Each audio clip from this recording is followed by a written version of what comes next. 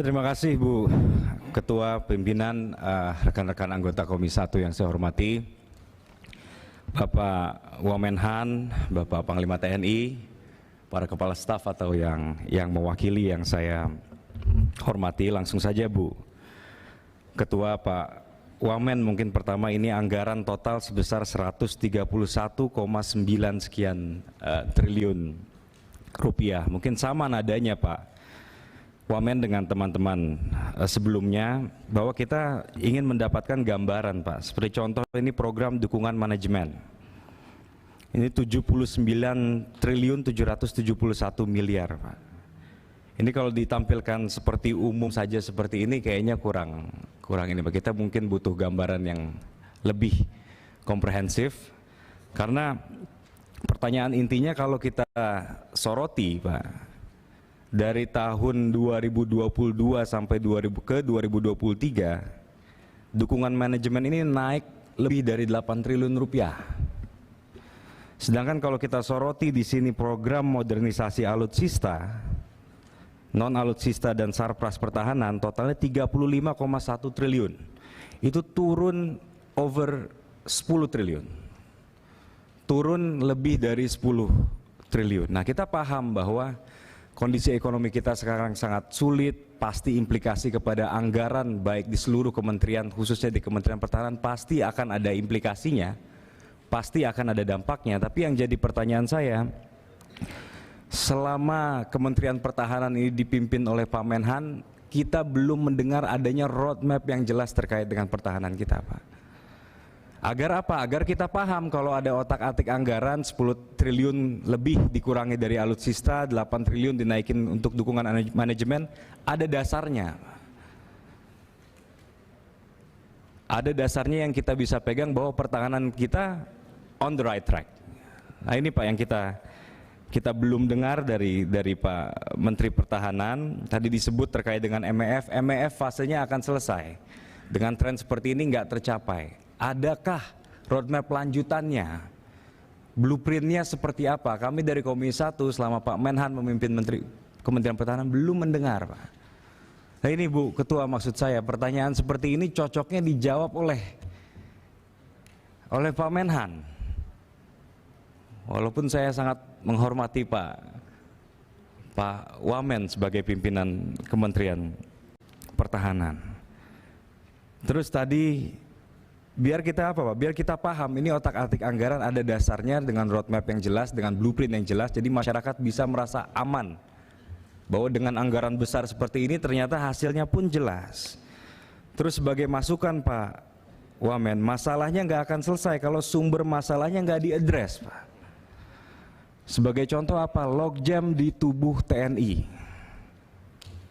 Tadi disampaikan revisi undang-undang TNI, ya iya kita kaji, kita support. Kalau ada yang baik kita support, kalau ada yang perlu kita rubah, mari kita revisi sama-sama. Sampai kemarin Menko Marves juga menyampaikan revisi UU TNI kita kasih ruang untuk bagaimana TNI duduk di posisi sipil. Tadi Pak Bobi juga menyampaikan. Yang jadi pertanyaan dari banyak publik, apakah ini benar-benar akan menyelesaikan permasalahan?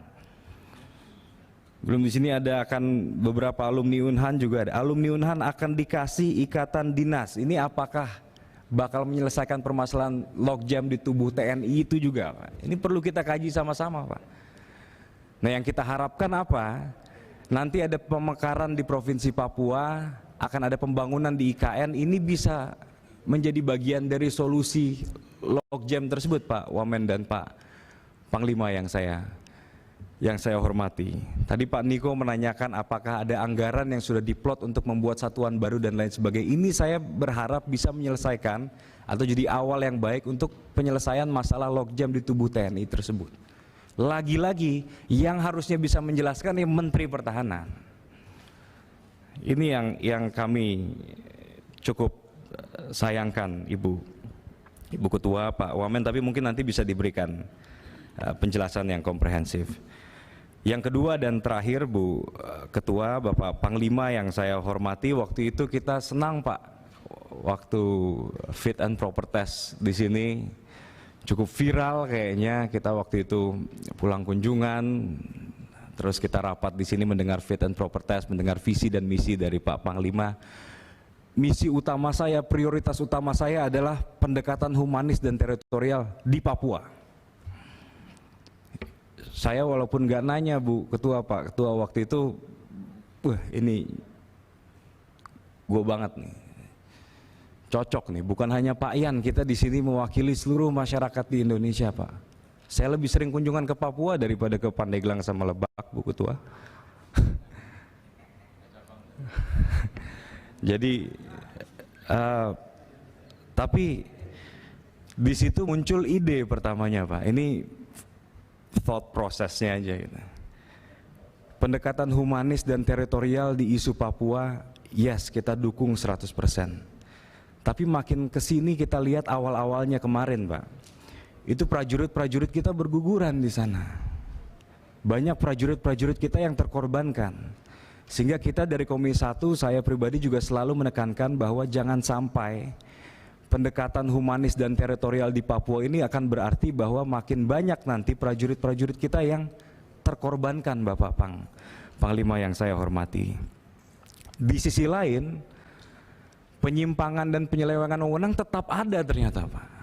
Ini isu sulit, Pak Panglima, bukan saya menyerang. Saya ingin melihat TNI sukses di bawah kepemimpinan Pak Panglima, dan saya tahu betul ini bukan isu yang sulit, bukan isu yang mudah, ini isu yang sangat sulit untuk bisa di-address. Sebagai contoh tadi yang di-raise atau diangkat sama teman-teman Komisi 1 terkait dengan mutilasi, bahwa masih ada penyimpangan-penyimpangan seperti ini. Yang jadi pikiran publik apa? Yang tadinya kita optimis setelah mendengar visi misi Panglima, sekarang yang kita lihat di lapangan atau yang digambarkan terjadi di lapangan adalah prajurit-prajurit kita gugur di sana. Yes, penyimpangan TNI citranya masih buruk juga. Yes, bertolak belakang dengan visi Pak Panglima yang waktu itu disampaikan di hadapan Komisi 1. Yang menjadi ketakutan saya paling besar apa, Pak Panglima? Saya takut calon-calon penerus Pak Panglima nanti menganggap isu Papua kita tinggalin aja deh, karena ini doomed to fail, karena pasti gagal, karena rumit. Takutnya dalam jabatan yang singkat nanti ke depan, calon-calon Panglima ke depan nggak menganggap isu ini harus menjadi prioritas, karena pasti ada dinamika dan lain sebagainya. Pressure di sana jelas, serangan dari berbagai penjuru. Nah, saya minta dari Bapak Panglima bisa memberikan evaluasi atau keterangan atau berikan gambaran, Pak. Speak from your heart aja, Pak, kalau menurut saya. Bahwa ini lebih rumit dari yang saya pikirkan dan kebutuhan sebenarnya seperti ini. Kita butuh gambaran, lagi-lagi Bapak Panglima. Mungkin itu Ibu Ketua, pimpinan dan anggota, pertanyaan terkait dengan anggaran dan isu aktual terkait dengan Papua. Terima kasih Ibu Ketua. Baik, terima kasih yang terhormat Bapak Rizky Nantek Kusuma. Nanti kunjungan